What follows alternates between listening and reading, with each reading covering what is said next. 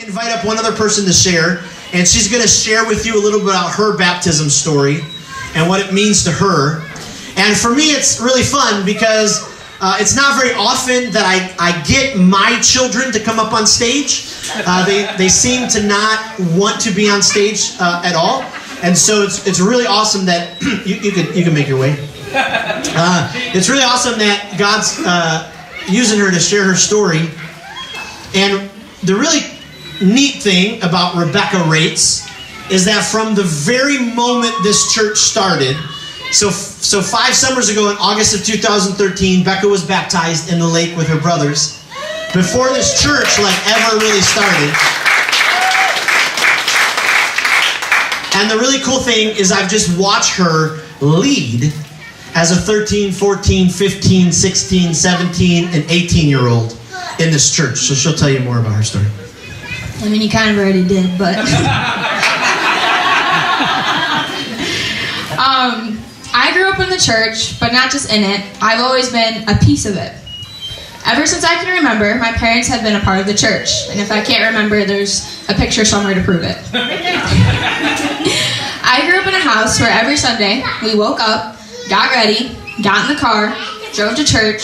We would follow Mom around as she said hi to her friends, and then as she checked each of us into our classrooms. And then after church was over, we would wait for Mom to come pick us up, and then we would go see Dad and hang out until work was done. And if we were good, Mom and Dad would let us go get lunch. Church has always been a part of my life, my family, and just me in general. Now, this isn't one of those stories where I ended up hating church because my dad worked there and it was just exhausting. I like church.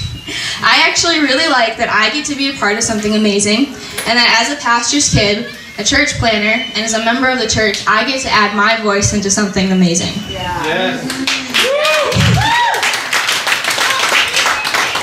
This is a story of a little girl who would beg her parents,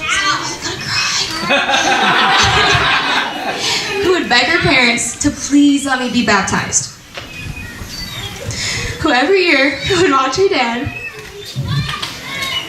baptize the kids in his youth ministry, and every year her dad would tell her the same thing.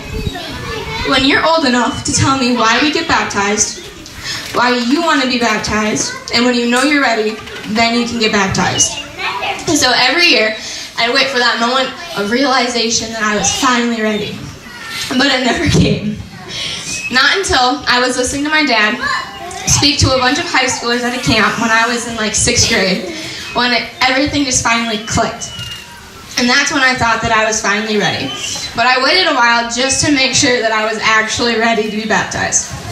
And in 2013, when I was just a little baby, I thought to myself that I was finally ready to be baptized. So I talked to my parents, and I was finally able to answer my dad's 2 questions.